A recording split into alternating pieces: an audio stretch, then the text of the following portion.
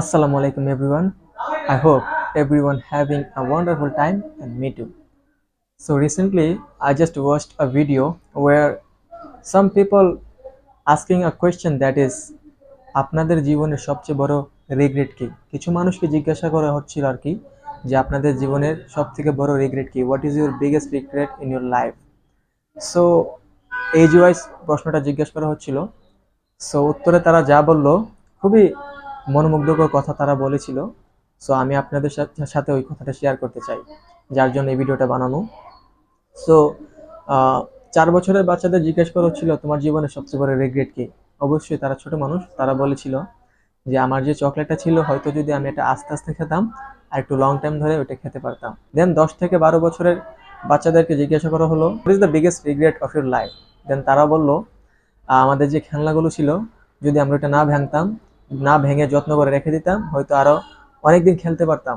দেন 17 থেকে 18 বছর, 18 বছরের স্টুডেন্টদের বলা হলো what is the biggest regret in your life?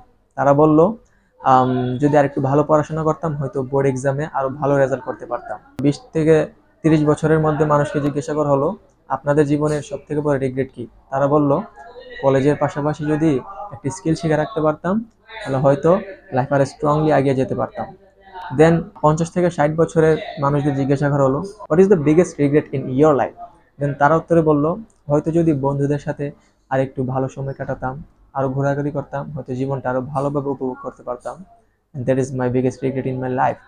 And same প্রশ্নটা করা হলো 70 থেকে 80 বছরের মানুষদের, এবং তারা উত্তরে বলল আমি জীবনে যে জিনিসটা বেশি করতে চাইতাম, আমার জীবনে যে স্বপ্ন ছিল ওই স্বপ্ন অনুযায়ী আমি কখনো আগায় যাই নাই।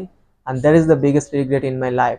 যদি আমার মন মতো আমি কিছু করতাম হয়তো আমি সেই সাফল্যটা পেতাম না, এত বেশি টাকা ইনকাম করতে পারতাম না, বাট একটা সুখ পেতাম। The lesson is very simple, life don't wait for someone. জীবন কারোর জন্যই থেমে থাকে না। আপনি যেটা করতে চান start it now, start it today, no tomorrow, because we never know what is tomorrow. So that is the thing I wanted to share with you guys. Thank you for watching.